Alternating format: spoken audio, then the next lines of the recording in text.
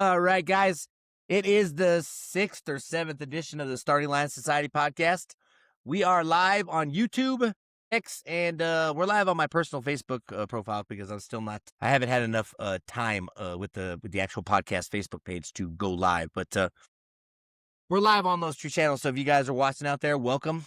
Just want to take a moment to say a little something about a good friend of ours who passed away 2 days ago. Kyle Loftus, a legacy. Of course, it closed on me. A legacy beyond the lens. We may never find the answers to the questions behind, but we can honor the path that he built. He was a visionary who saw the potential of motorsports before the world caught up, transforming a passion into a digital revolution. By paving the way for an entire generation of creators, he proved that a single voice could reach millions and that a bold idea could build an empire. His influence lives on in every frame of video and every life he inspired to dream bigger.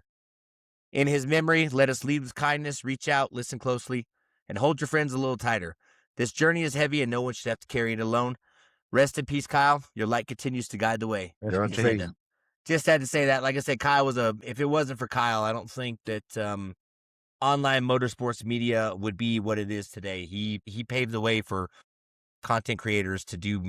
I mean, look at Cletus. He's got millions of followers. 1320 Video has 3.8 million followers on their YouTube account. That is absolutely ridiculous. And 1320 is a powerhouse, absolute media powerhouse. So this episode is dedicated to Kyle. Like I said, our thoughts and condolences go out to all of his friends and family, his mom, and everybody at 1320 Video. So let's get this one started. We are live with Trent Work and Gary Wheeler Jr. of the Grand Prix Autosport. I see one of them back there, a pair of front motor Nitro dragsters that, they've run deep into the threes, so it's a pretty cool, close-knit operation over there. I know Trent is new to the driver's seat of the Nitro car, but he has driven and owns a front motor dragster called the Side Chick. Is that correct? Yes, sir. The Side Chick, yeah. And then Gary's also got a Nitro funny car called the Mistress, so that's pretty cool. But I guess we could start by getting into how you got started driving, Gary. That's a way back story. We got 45 minutes. Go ahead. My dad was driving back front motor junior fuel cars back before I was even born, and street racing out in California and stuff too. So kind of a funny story. It was the day when I was born, when my dad picked me and my mom up from the hospital. The dragster was on the trailer out in the parking lot. We left the hospital and went straight to the drag strips. Nice. Very you nice. Kind of say I was born and raised into this deal and got racing in my blood. Didn't really have a choice in that matters. And then I think that's the best way to be involved in the sport is having it. Like I said, it's something that you're born into, and that's the greatest way possible. Oh yeah, and he drove junior fuel for many years. Had several of the old Woody Gilmore cars. Had one of Tom Hoover's old front motored cars and whatnot, and drove those front motor cars for years. And then we switched to a rear engine car and whatnot. So early 80s, had Paul Payton built his first rear motored car and crashed it at Tulsa and built another one.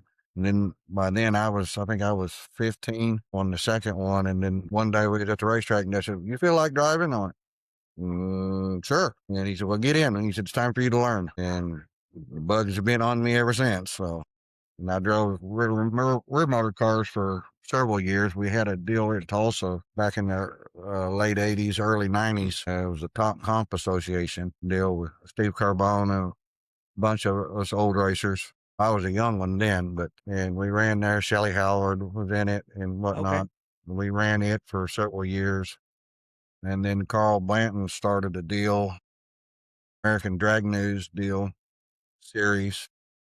We ran it for several years, won a championship in it. We run the 790 Association for Mid-America 790 Association for probably at least 10 years or so, and I won a couple of championships in it. And then we started a deal early 2000. It was an Outlaw Pro Comp Association. Okay. Basically, it was anything goes as long as it self-started on it. We ran it for a couple of years with a rear motor car, but And then I lost my dad in '03, and then in May of '03, and then I crashed that car in July of '03 at Kansas City International. KID. I built a top alcohol car. Here, a top alcohol dragster had a Rodak Chevrolet in it with a Whipple screw blower on it, Okay. and ran it in about a year. I couldn't afford to keep the maintenance up on that deal. Yeah. We ran the Pro Comp Series a couple more years. A good friend of mine that passed away here recently, Dale Wilkins, Lurch, he talked me into getting an altered. He said, come drive a short car. And I sold the alcohol dragster, and then I built a Bantam, 32 Bantam altered. It was called the Slayer. And I built it and ran with the Outlaw Fuel Altered Association for several years. Lurch was the one that actually got me into that deal.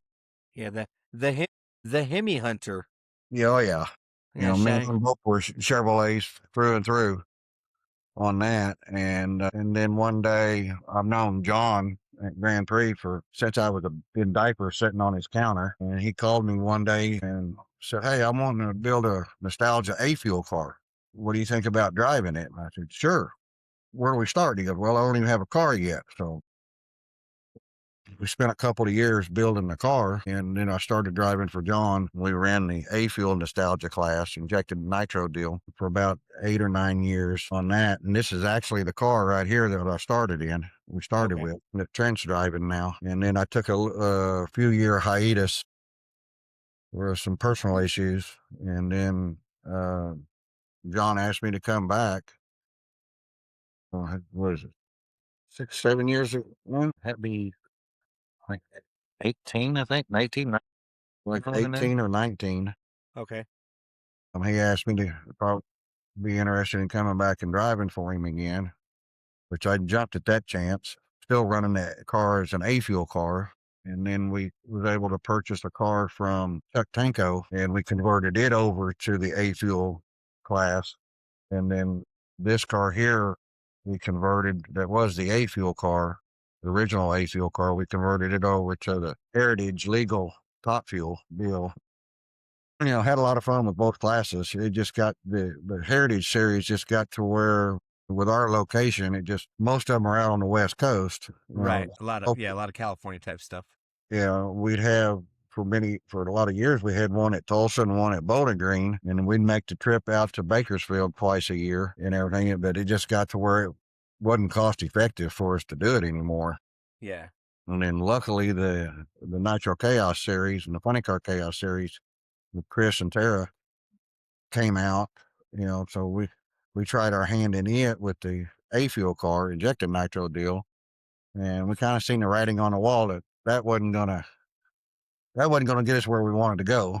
Right. So we ended up turning the current A-fuel car into a Outlaw top fuel car in 23, and kind of basically parked this car as the Heritage legal car on it, and started running with the Chaos deal. And we had a lot of good luck in 23. I think we made 4 final rounds and 1 semifinals, and ended up beating Megan Meyer out for the inaugural Nitro Chaos Championship. Yeah, I forgot to mention that you were the champ for 2023. That's quite an accomplishment to come out there the first year of competition for Chaos. And I mean, there's some heavy hitters that run in Nitro Chaos. Like I said, you raced Megan Meyer, and I mean, there's some big guns in that Chaos, that Nitro Chaos part of the Chaos organization or whatever. But there's super heavy hitters that come out there to race, and I mean, you bested them all, so that's got to be a good feeling, especially for you and the entire team to be able to go out there and your inaugural season in Outlaw trim and just lay waste to all of them. I mean, yeah, it was fun to watch too. You know what I mean? It was kind of chaotic. I mean, 'cause it came down to the last round at Lufkin. We went into that race 7 points behind Megan at the last race, and I ended up qualifying number 2 in the B, and she ended up qualifying number 2 in the A field. going back to Dale, he ended up beating her in the second round. So I had to go to the finals to win the championship. I won the semifinals, which gave me, a couple of points, got within 2 points of her. So I had to stage the car in the finals, win or lose, to win the championship Yeah. and everything, which was kind of fortunate because we had an issue Yeah. with the motor going into the finals. We wasn't for sure if it was even going to start, but we was able to get it started and at least get it set the beams and win the championship. We didn't win a race, but we may have lost the battle, but we won the war. Right. Yeah. I mean, like I said, it's a marathon. It's literally, when it comes to chaos, it's a marathon, not a race. You know what I mean? And Justin Herbst proved last year that you don't have to be an A field car to win a championship. You know what I mean? He was, a solid B field car, or sometimes a C field car every race. And yeah, he won the track championship. Unfortunately, he wrecked the car last weekend, which Yeah, sucks for him. I seen him bouncing off the wall. But Yeah, man, he got that was, stable. and I spend a lot of time with Danny Smith, you know what I'm saying? So, and him and Justin are, always, with the back and forth banter, and, obviously they're really good friends. So it definitely wasn't fun to see, him end up like that. So, hopefully he's able to get it fixed. I know he's got another car, but that definitely was, that was a hard lick, into that wall over there. But, going back to, the Grand Prix, how long, so Grand Prix is is that like a high performance store out there in Oklahoma, or is it like Basically, yes, it's one of the oldest continuous running high performance parts stores in the U.S. He's been in business well over 60 years. wow. Um, and he's basically like, Jegs and Summit and things like that. He's just Tulsa Local. based, Yeah, local. local. Yeah. Well, there's you can come into the store and it's like walking into history books, in the store and in our race shop. We got pictures of history and everything. And with the store, they stay in modern with it. I mean, you can order your stuff online through Grand Prix Autosport Center online Okay. and Cool. order parts and everything. So he stays competitive with all the big companies too. So that's what helps fund these cars. Well, I So can tell you that living in Albuquerque, we only have one high performance parts store. It's called Yearwood Performance Center, and it too has been in business for, I don't know, probably 60-ish years. And it's been in the same location. It's never moved. I mean, I've seen pictures of this place back in the 60s and 70s, and it was the only building on Eubank. Yeah, and huh. it's still sitting in the same place. A local racer named Jim Costa owns it. So having a place to go get parts that you need, and not having to wait for mail order stuff like Jags and Summit is definitely a bonus and a plus to have in the city that you live in, for Yeah. sure. Oh, definitely handy. Yeah, it's definitely handy. It's really handy for us with these cars because we need parts. I said, well, we know where a parts store is right down the street. Does he stock stuff like that for, like, Yeah. Hemis and Yeah. all that kind of stuff? He stocks almost $500,000 in parts in stock. That's crazy. So he's got but I mean, like, when you go into Summit, you have like a BDS blower. Does he carry like DMPE stuff or Oh Cabelco no, he stuff, don't or? carry, the hardcore stuff, Okay. but he has access to it. Okay. If we don't have it in stock, they can usually get it sitting here within a week. Yeah, it's got that truck freight. Love that stuff, you know what I mean? But also, I'm sure that having you guys are in Tulsa, right? Obviously having some of the powerhouse names from Street Outlaws, in the same neighborhood as you guys, sure it helps, drive some of that business into places like that, you know what I mean? Because Oh, everybody wants to be he like the definitely Street don't. Outlaw guys, you know what I mean? And the 405 guys, they come into town quite a bit and they test at the drag strip Yeah. quite a bit. And we're only like 3 miles from the racetrack. Oh, okay. Yeah, when we stayed in Tulsa, we were that side of the track on the like past the airport. I can't Owasso, remember. towards the Oh, Owasso yeah, area. there you go, Owasso. That's where we're at. Yeah, right there in Owasso. So it was a super easy drive to get to the track. Actually, my kid, we went to the casino. My son Forrest Ubered to the track, and it was like, I don't know, $5, $10 to get the Uber from the hotel to the track. It was pretty funny. Yeah, he's like, Dad, I want to go hang out with Enzo, so I'm gonna Uber to the track. I was like, okay, just be safe. We're in a new town. We've never been here before. I don't know if Tulsa has crackheads and shit. You know what I mean? But I mean, he's used to seeing that here in I'll be there. Albuquerque. They just stay away from that side. Yeah. Actually, John's store is like on the corner of Admiral and Yale Okay. in Tulsa. So I mean, if the fuel tanks were big enough in the cars, we could damn near drive them from the shop to the racetrack. Well, shout out to Grand Prix Autosport Centers out there in Tulsa. I know you guys got some sponsors that you want to plug. Oh yeah, we've got a lot of several companies that help.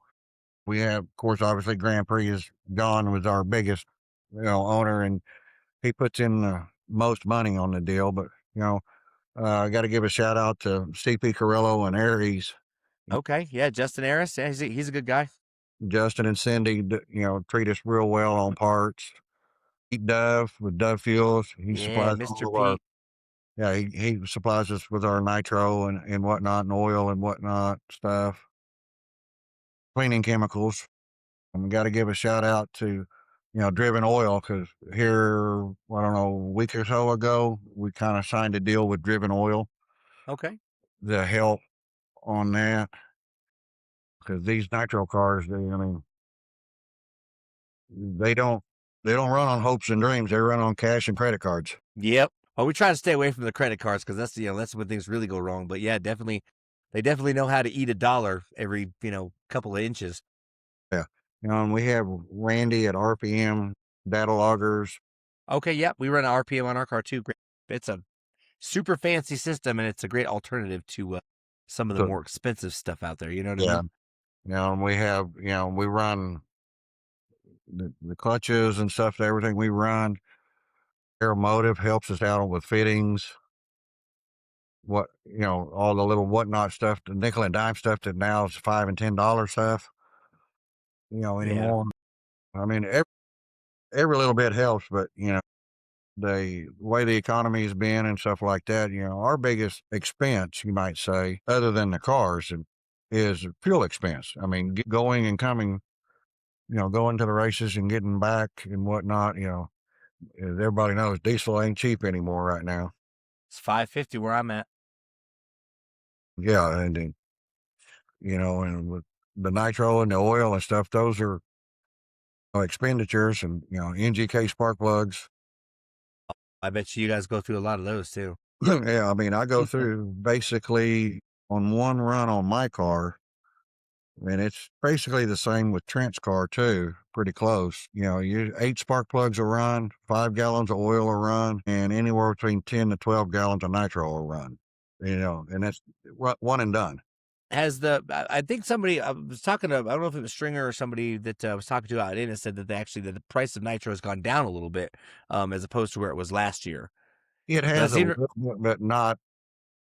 I seem to remember Lyle or Ray saying something about something like $2,300 or $2,800 for a 55-gallon drum of is what it was last year, the year before last. The year before last, yeah, it climbed way up there because of the tariffs and stuff, hauling the nitro in from China. Well, the story that I got, or that I've heard, is that one of the reasons that the price of nitro skyrocketed is because somebody decided it would be a good idea to bring an executive from one of the nitro producers into an NHRA drag race. And as soon as he got there on the second or third pass, a nitro funny car went down and it blew the bodies 30 feet into the air, a huge fireball. And that guy said, I don't want nothing to do with this. I'm good. I got to go. I don't know if that's true or not, but if it is, it's a very funny story. Yeah, I can believe that. I wouldn't doubt that one bit. You start getting, playing the politics games with this stuff, and all it does is hurt the racers. Yeah, with this, man, I'm a huge advocate of keeping politics as far away from drag racing as you can get. Now, unfortunately, one of those bigger organizations out there, and we all know that I do not, I'm not a big advocate for NHRA. I haven't been for a long, long time. And I'm a huge fan of what IHRA is doing now. One's a lot more political than the other one. But of course, IHRA is new too. You know what I mean? Who's to say that it's not going to be that at some point in time? But, for the time being, like I said, I think IHRA is, outweighing the NHRA by quite a big margin. And like I said, I've had a conversation with a lot of people about the NHRA versus IHRA debate, and I love hearing everybody's opinion on it, because everybody's got it's good to see different perspectives from different people, so you can make informed decisions on whether or not you're going to follow one or the other. And I mean, obviously, I've been around NHRA my entire life. I was able to do media for NHRA a couple times, which was pretty cool. But like I said, you don't want to get real political when it comes to that type of stuff. And it just seems like that's, NHRA is more concerned about lining their pockets with money than taking care of, Exactly. Sportsman racers, when it comes to the big three, Top Fuel, Funny Car, and Pro Stock, they are, just all day long lining their pockets with that money. But I know a lot of my friends feel the same way. I think that if they did more for sports, I mean, look at IHRA. It was last year. It was $10,000 to win at any one of their events for top dragster. I think it's like $2,500 in NHRA, and you get a Wally. Granted, it's the pinnacle of drag racing. You know what I'm saying? Everybody wants to win a Wally. We have a Wally downstairs. We ain't never won a damn Ironman. That's what I want. I want an Ironman. I'm excited to win that. You know what I mean? Or one of those Eagle ones from the Midwest Drag Racing Series. That's what we're after. This year, we're after the Chaos trophies. Man, I'll tell you what, man. I've been around Chris and Tara for a long time. Since a year after the inception of Chaos, and it's just not. There's no better value in drag racing than any Chaos event, whether it's fuel altered Chaos, Nitro Chaos, or Funny Car Chaos. I mean, obviously, my allegiance is to Funny Car Chaos because I've been around it the entire time, but I was able to go to my first Nitro Chaos event last year. And, like I said, I think what did you run out there? 366 or something like that? Yeah, at Dallas, I went 366 at 217. Now, I've heard speculation from quite a few people that said that may or may not be the new 392 Hemi record in a quarter mile. Well, you have any mile, that eighth mile? Yeah, sorry. I can't confirm it, and I don't know who I would even talk to about it. But as far as I know, Mindy Fry set the record in the heritage legal class. I think she went 5:49 in a quarter. She ran at like right at 217.0 or something like that when she set the quarter mile record. And at the time, that was what I was told was also the 8th mile record too. Okay. For 292. I'm sure we got some, that sounds like a great thing to bring, we can get Lyle Greenberg to, because Lyle Greenberg's a vast knowledge of, it is ridiculously crazy how much information that dude has stored in that noggin of his. And I mean, literally, he was on the podcast a couple weeks ago, and we talked about one thing, and he's like, listen, man, you asked me a question, here comes the story. And he's got a story for every question you could ever possibly ask him. And like I said, he is a encyclopedia of drag racing and knowledge, and not just with Nitro stuff. I mean, really just, and especially Albuquerque history. He's got we were talking about that before we started the podcast about some of the records in Albuquerque. The Nitro Dragster record in Albuquerque is a 7:23. Wow. That's crazy. That's crazy, man. And that stood since 1972. That record's been standing. So somebody with a Nitro Dragster needs to come out to Albuquerque and break that record. Somebody paid the bill. Somebody paid right. Yeah. Like I said, gas is expensive. Dude, we were going to go down to, when we took the RV down to Dallas, it cost us $1,500 and we weren't towing nothing. Oh, yeah. Imagine if we had the trailer. I mean, you guys got the semi and everything, so. We're fixing to make the trip to Norwalk, which is a 10-hour drive for us. I think they announced at Dallas that it was going to be on Flow. Yeah, we're not going to get into my opinions of Flow either. Yeah, I'm not either. So yeah, let's not get into our opinions of Flow because I like to stay on Chris's good side. But hopefully, they have the avenue to make it good. They just need to do it. You know what I mean? There's too much, buffering and sound issues and stuff like that for Flow being as big as they are.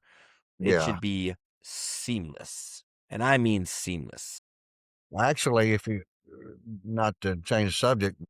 When we talked about it over the winter last year over the winter about bringing this second car out and putting Trent in it, the combination that's in his car is the combination that I ran last year, and I went 367 with it at 216. Okay. With this combination, but my car this year, same combination. It has a little bit different blower on it and a little bit different fuel pump on it. It blows and boosts is a little bit different on it. But I mean, this car here, when he finally gets his feet wet and gets comfortable in the car, and Enzo can figure out how to do a bottom end in 30 minutes. We get all the gremlins out of this damn thing. This car has had gremlin after gremlin after gremlin in it. I think we finally got it right. We'll find out in Norwalk. Well, so why don't we get into a little bit of how, Trent ended up driving the second car? Like I said, I know you drove the front motored top alcohol car. I mean, blown alcohol car. I don't know if it's, quite a top alcohol car, but a blown alcohol front motor car. How did it come to fruition that you were going to drive this other car for the Grand Prix team? Well, I've been on this team for 14 years, and I've helped them with everything, and build everything. I mean, I helped build the shop. I helped the semi out there that we've got and all that. And last year, I just kind of, said, hey, I really want to drive a car. So we talked about it, and JB come up with the idea of, well, we've got a second car. We've got 4 engines. Let's just go ahead and try it. So that's basically pretty much how I got the seat. I mean, Gary, I'm sure he had some influence in it. So Well, being on the crew for 14 years, like I said, being seasoned in that type of work, and plus having your own race car probably made it a little bit easier of a decision. It's not like they're going to throw the keys to somebody that's never been in something like that. So the experience is definitely a plus on that side of it. But I know that out there in Ennis, like I said, Gary was doing pretty good. And I mean, you made a couple licks. How many passes have you made in that car? well, I have not made an A to B pull yet. Okay. My first run, I went out there about 200 foot, and it's like, okay, and I hadn't been in the seat in 2 years, so car was starting to get a little bit ahead of me. I just lifted. I said, I was supposed to have 5 more shots this weekend at Tulsa. So, and then it was kind of all hell broke loose. We found out we hurt the motor. So we had to do an engine change. I had to come back to the shop, finish building an engine, take it to the track, change the engine out. We had some oil pressure issues with it on Friday, so I didn't get to go back out on the track till Saturday. And then it was just one thing after another. I rattled the tires real hard on one hit. Car wanted to go left toward the center line. I had to lift. The next pass, I smoked the tires. Next pass was a oops on another department. We'll leave that one alone. And then we went to Texas and went down there on the first run. We thought everything was kosher. Everything was cool. Did my burnout. She was way fat, blubber and fuel everywhere, backed up. And well, I had an oil pressure issue. Josh ran up and beside me said, hey, kill it, kill it, kill it. Because I was trying to watch John and my other guy, Chris. I didn't have a chance to run my eyes back across the gauges. And whenever I looked up at the gauge, whenever he said kill it, I said, oh, okay, I know why. So I shut it off. We fixed that issue. Then we come back and see, what is it? Yeah, Friday night, we come back and the car wouldn't start. Well, they pushed me off, and it just happened to be the rain came in. So Chris said, Yep. well, since the rain come in and you didn't actually technically fire, you can come back in Saturday morning for Q2. So I come back in Saturday morning on Q2. Everything was great. And then whenever I hit the loud pedal, there was a loose fuel line here. Oh man, Riverside, what are you doing to me here? That's crazy. Well, we'll be back with Trent and Gary Wheeler Jr. here in just a second. Obviously, we're having some technical difficulties with the podcast. Got quite a public chat going on over here. We got 16 viewers, guys. Give us a second. I'm gonna shoot them a text real quick and just tell them to jump back in. I guess it's a great time to tell you guys about next week's episode. We are going to do a Fuel Altered Chaos preview show where we're going to talk about Fuel Altered Chaos in Tucson next weekend, some of the entries, and just talk about Tucson Dragway. And we are also going to do a IHRA recap show. Ryan Hill, driver of the Nitro Bandito Fuel Altered, will join us live, and maybe, just maybe, we might get Mad Maxine on the show for a few minutes. Hasn't been confirmed yet, but we're all anxiously anticipating Mad Maxine coming on the show. There they are. Hey, everybody's back. Eric said they got that cricket service. Ha ha ha ha. That's funny. Mr. Eric, man, I love Eric to death, man. Him and Nicole have been such great friends of mine for all the time I've been doing Chaos. Really, I mean, ever since Brandon bought his funny car, I mean, I've been, friends. I talk to Eric almost every day, so shout out to Mr. Eric for being such a good friend. So, anyways, back to Chaos and Ennis. I don't know where you lost me at. You were talking about not being able to fire the car, and then Chris said, "So since you didn't fire, you can come back on Saturday." And then it went blank. Okay, well, we came back in Saturday morning, and car fired up. Went out there, did a burnout, and everything was beautiful. It's like, all right, I'm gonna lay down an A to B pass finally, because this car has just been pissing me off. So, and go out there, I hit it, she goes great. And then all of a sudden I can't see. Well, it's nitro in my face because fuel line was loose. Yeah. So, and you're not supposed to pedal a nitro car. Well, my alcohol foot says you can pedal it. So as soon as I got sight again, I hit it again. Then I immediately yanked my foot back off the throttle. But at least I qualified. Right. So it's like, okay, well, it still sucked. But I'm in. Then we went up for E1, and Chris Graves was my competitor. We were giving each other shit in the pit there in the staging beams, and he'll even admit this because he said it. He knows he said it. He was getting dressed early, getting in his car, and I looked over at him and said, "Chris, you're getting in kind of early, aren't you?" He goes, "Yeah, I'm gonna get in and see if I can figure out a way to fuck you out of this win."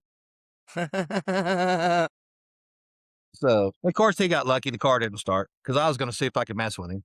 Yeah, driving that bone bucket's got to be fun. You know what I mean? Especially when he's got somebody behind the screws, that's been doing it as long as he has been doing it. And like I said, Chris has got lots of experience driving these kind of blown alcohol front motor stuff. Obviously Tara's won some pretty big races and gotten to drive some pretty cool cars in her day as well. So like I said, shout out to Chris and Tara for doing everything they do. Definitely. Like I said, I can't say enough good things about Chaos. Like I said, it's there's no better value for your money. But, what I would like to do is, where's that big-headed kid back there in the background? I know he's sitting over there somewhere. Where's Enzo at? He's over here. He's turning red in the face, and his head is. Enzo, get over here. Go out there and stand behind the back of them two boys. What are you doing? Come on, Melonhead. What is up, Enzo? Oh. How you doing, buddy? Good. So, for people who don't know, why don't you remind everybody who's watching the podcast how old you are? I am 15. 15 years old. And I've known you since you were, 7 or 8 years old, something like that? Yes. Yeah.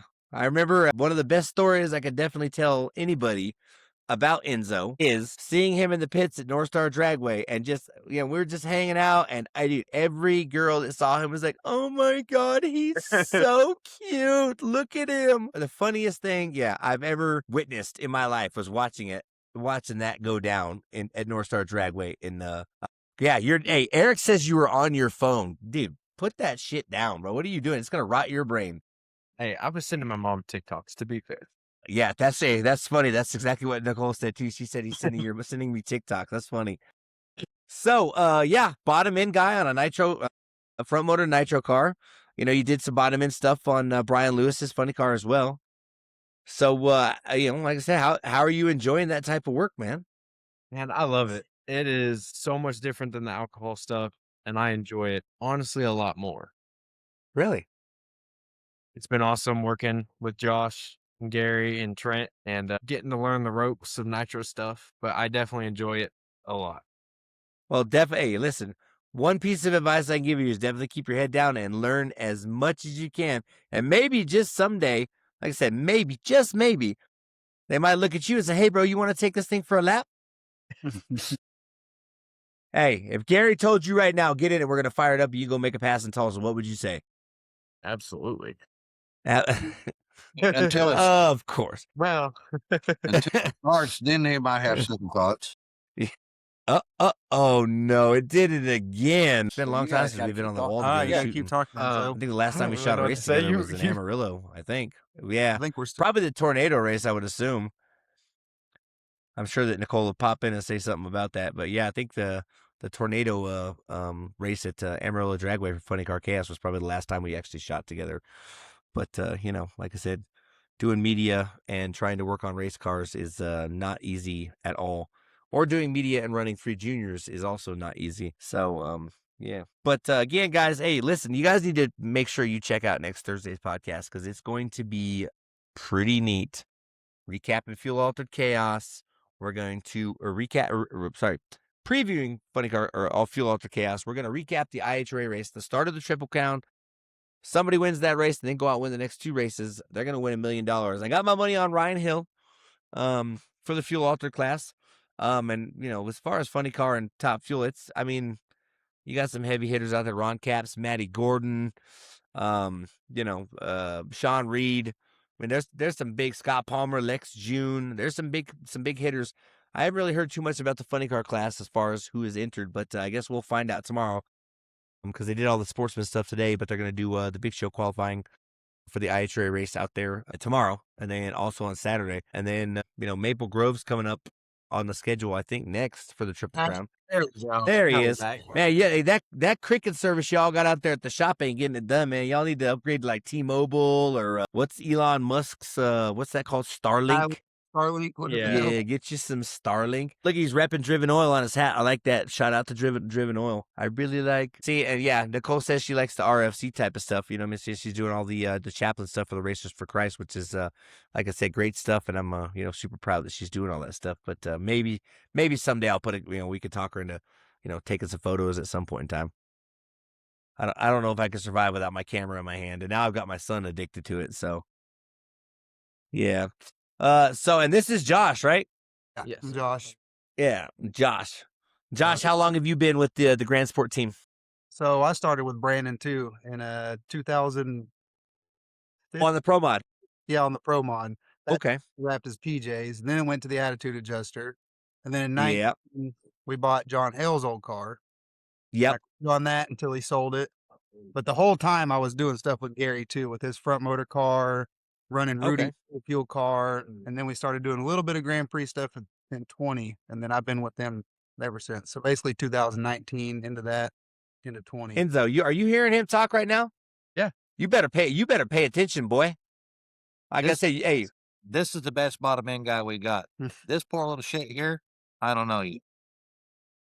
like I said, hey, you pay attention to that. And like I said, bro, to be 15 years old, to be 14 years old and starting on the funny car to where you're at now, and what you have to look forward to over the next 20, 30 years. I mean, like I said, dude, you could go on to be, like I said, on some of these massive top fuel teams and be able to travel the country. And I mean, you're already traveling the country, but you know what I mean? The opportunities that you have in front of you.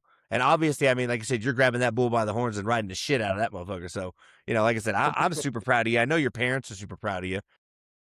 I'm super like I said, I mean, everybody.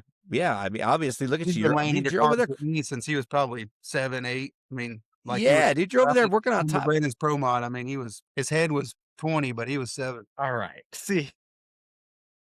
Says, huge shout out to Josh. He's blessed Enzo with the best knowledge in the world. Josh, Eric says that you have blessed Enzo with the best knowledge in the world to put Enzo where he's at, along with Josh's brother Richard, who was the bottom end guy on our Willies and Funny car. Oh, did I meet Richard in Tulsa, Enzo? Yes, you did. Okay, all right. Yeah, I don't know which one he was. I met like 3 or 4 guys, but yeah, him and Josh have taught me so much about these motors. It's insane. I appreciate both of them, and definitely lucky to have these two. Well, everybody, honestly, to show me how these things work and give me the opportunity to work on them and becoming. Hey, man, like I said, you're well on your way to becoming, a pretty good tuner. Like I said, that knowledge is going to stick with you forever. Retain as much as you can, dude. Because like I said, I wasn't doing that at 15. I was getting into trouble at 15. You know what I mean? I was doing drugs and, that same old ticket. You've heard the stories before. But hey, so I guess I don't, man. Eric must know everybody down there, dude. I mean, dude, it seems like that guy knows just about anybody and everybody. You know what I mean? Anybody that's worked on a car in Tulsa, Eric probably knows, honestly. Okay. He's literally car or bike. Yeah. He ran the bikes for a long time. And yeah, and I know Brian also ran a bunch of bikes, so I'm sure that's like I said, the racing community, it doesn't matter if it's circle track, bike, drag racing, AMA, motocross, monster trucks. Like I said, I know people from pretty much every facet of racing, but it seems like that racing, I guess the racing genetics seems to bring people together in a better way than, a lot of, take football, for example, where, people are always beating women and talking shit and doing drugs, getting into car accidents and killing people. You don't hear about drag racers, like I said, beating people up or beating their girlfriends in a hotel room or something like that. I don't think I've ever heard of a drag racer that got, put on the news and ousted from drag racing because he beat his wife or something. You know what I mean? right. Oh, Nicole says we ran into racing people he knew at freaking Disney World. Figures. That's Yeah, true. figures. That is very true. We did run Yeah. into a couple people in Florida. Figures, yeah. I ran into a couple racers in Vegas, but there is a drag strip in Vegas. You know what I mean? So, Yeah. but like I said, it's a close knit racing community. So I'm, like I said, and like I said, we're all super proud of you. You're doing a great job, bro. And like the knowledge that you're going to, that you've already obtained is, most kids, especially kids nowadays that have their phone, their faces in phones, like you were doing earlier. Put that phone down. But all the kids out there, even my son, you know what I mean? It's he's not doing that type of stuff right now. He's obviously doing what he's doing, playing football and doing all that stuff. But definitely different paths that were chosen, especially since you guys have known each other as long as I've known you. I mean, even though you guys don't remember it, but you guys definitely met at North Star Dragway. I can assure you of that. I know I've got pictures. Now, you keep saying that. So we never met each other. And I'm like, dude, I have pictures of you two somewhere with your big head and his little head. I think that's what everybody knows me by, is my head. Your head. Well, see, it's funny. Forrest had to grow into his head, or Forrest had to grow, his body had to grow into his head. And you had to grow your body into your head. You know what I mean? We'll go, yeah. I think I might be still growing. Oh, man. Who knows? Dude, you get to go to Summit Motorsports Park at the end of the month, dude. That's wild, dude. That, I guess, oh man, like I said, that's my mecca of drag racing. Indianapolis sounds great and everything, but Summer Motorsports Park, dude, over there where Bader built, oh man, lucky, bro. I wish I could make it, but we got to do the big car stuff. So, yeah. Well, we've been on for 47 minutes. Probably let it run another 3 minutes. Like I said, we're gonna try to get Mad Maxine on next week. We're definitely gonna have Ryan on and talk about the Triple Crown and. Maybe somebody's going to win $1 million. We'll see what happens. I mean, if somebody can win the 3 classes and it's the same person, Cuddle's got to put out $3 million. So we'll see how that works out. But yeah, you guys are headed to Summit. We're doing Memorial Day here in Albuquerque. I don't even know when the next time I'm going out of town racing is because we just got so much stuff going on. Work's busy. I can't find employees to, he said, Eric says he's doing 35 years, and I promise the best bottom end guy in the world, hands down, is on your podcast right now. Dang, Josh, coming from Eric, man, that's quite a compliment, my friend. I've worked all over the place. I worked for Chris Marshall too, bottom end for Pete Dove. I don't know if you know Chris Marshall. He had a badass car. Listen, man, I'm all about trying to get Pete Dove on the podcast. I already sent him a message and asked him if he wanted to come. Pete is one of the nicest guys I have never met in my life. Oh, yeah, Pete's and dude, awesome. his car is so cool looking with that, dude. They call it the corn cob, dude. I love that thing. Sick. That thing is so cool looking. And the fact that he built that car out of a bunch of burnt up pieces from John Lawson's, shop fire, and with just David back from the ashes. And it's like I said, that car is so cool. It's not even funny. I love the fuel all the type stuff, I think we do want to take a minute to introduce some of the other guys here. Yeah, man, go ahead, bring him on. Let's go. We'll bring in the other young guy first. We'll start with the young ones. Go up. This is another young guy. He's doing cylinder head on the car, on Trent's car. Oh, okay, yeah, that's the one that I met in Innis. He was the one hanging out with Enzo. This is Matthew. Yeah, Matthew. There you go. This is his other head guy, Eddie. So we got left head, right head, or you guys work on both of them? Well, we just work on Trent's car. I'm left-handed. Okay. Oh, okay. So Gary, so you guys have 2 different crews for each car, or does some of you guys like go back and forth? No, 2 separate Yeah, crews. just Chris. Okay. All right. Then- We got another one. God dang, how big is your freaking crew? Good Lord. we got 3 people on our crew. He does head on. Jimmy right here does head on Gary's car. Okay. So that's 1, 2, 3, 4, 5, 6, 7. So what do you guys got? 7 or 8 crew members, not including Gary and Trent? Well, no, there's another guy, but he's being bashful, won't come over here and get in front of the computer. But I guess no, here he comes. This guy is our clutch master. Okay. Oh, that's what we call him. We call him the clutch master. His name's Chris. Hello there. Oh, okay. Look at speaking of that, he's got a back from the asses t-shirt on. What do you know? You know, I bought this T-shirt for $2,000, and he threw in a free barrel of nitro. That's how that works.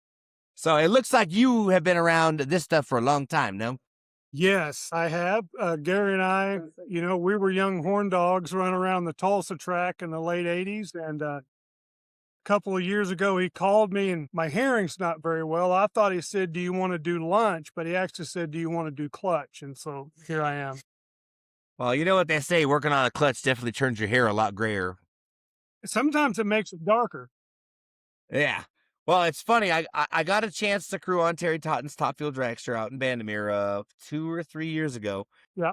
You know, I would never forget that dude. He looks, I can't remember his name. I think his name is, because there's Dave Lowe and then there's another guy. And he looks like that guy that does that Mike Rowe. His name is Mike Rowe, the Dirty Jobs or whatever. But he looks just like him. And dude, I'll never forget, he pulled that clutch back out and set that thing on a plastic table, dude. And within 15 seconds, dude, that thing fell right through that table. Yeah. Smoking as he pulled out of the car. And I was like, dude, there's no way I would ever put my hands on a clutch pack that hot. That's crazy, man.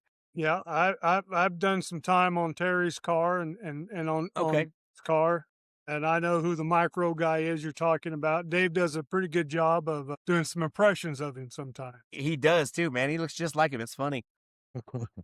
But that was, again, like I said, that's valuable experience, especially where Enzo's concerned, because he's so young. You know what I mean? Just the experience that he's getting right now is something that, you know, most kids that are in drag racing will never get to even be around or even fathom, because, you know, like I said, it's just not something that, you know, that they have the ability to do. But, you know, luckily, you know, like I said, I'm super proud of Enzo. You guys got a super great team. I mean, obviously, you know, the cars are fast. You know, you've got a Nitro Chaos Champion sitting there in the shop, and, you know, who knows, you know, a little bit of work and, you know, some luck, get that other car down the track, and maybe Trent will go out there and win a Chaos Championship, and then Enzo could be in the background going like that with his big head. Yeah, we won. Well, the plan is we're hoping to finish 1 too, but we got to get this whole gremlin to go down the track. By the way, there is 2 other crew guys that they're not here. One is John Russell, and another guy is Eric Harrelson. Okay. Well, shout out to those 2 guys. Maybe next time we do a podcast, they can be there too. And then, of course, we've got the wives. Gary's wife, Roxy. She takes care of us on the food, and so does Gigi, which is Angela, which is Chris's wife. Okay.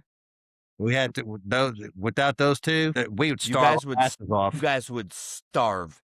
Exactly. For sure. Enzo be over at the snack shack eating Doritos.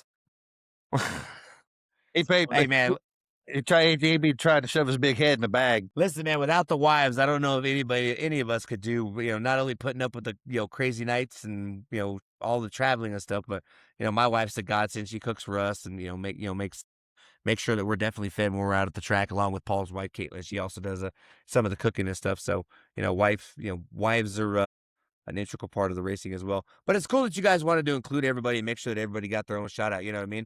There's not a lot of teams or guys, you know, that I've, you know, been around or interviewed would be like, oh, well, let's, you know, get everybody in here. You know, like I said, I think that's pretty cool that you guys want to recognize everybody. Every one of these guys worked their tails off for me and Gary to drive these hot rods. Yeah, and every one of them do. There's a lot of work too.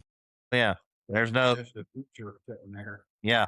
The future drag race is standing right here. So yeah, man, and that's real shit too, man. That's like I said, no truer words have ever been spoken. You know, the younger generation is what's going to carry us through, you know, another 60 years. I don't know what the history. What is it?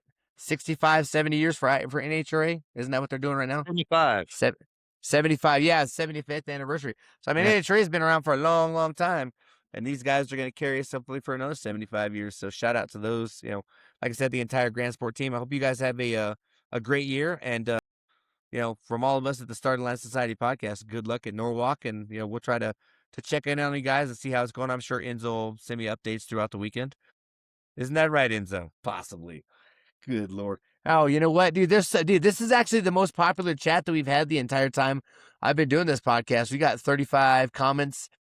Yeah, there's a lot of them. Cade Long of somebody's kid. Oh, okay. Yeah, I mean, most of it was Eric and Nicole. Imagine that. Yeah, right? Checking in on Enzo, making sure he's not getting in trouble.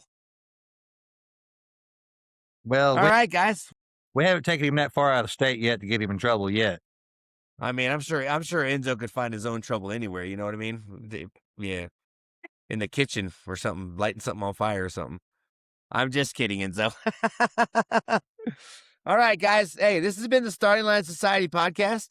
And that's the Grand Prix Autosport team out there in Tulsa. And trying to find my exit theme here. There it is. So we'll see you guys right here next Thursday. Again, we're going to have Ryan Hill of the Nitro Bandito team. But you guys have yourself a wonderful weekend and good luck in Norwalk. Hey, thanks, man. Yep. Hey, we'll see you guys later. All right. Have a good one. You too. See you guys later. See you, man. Thanks, man.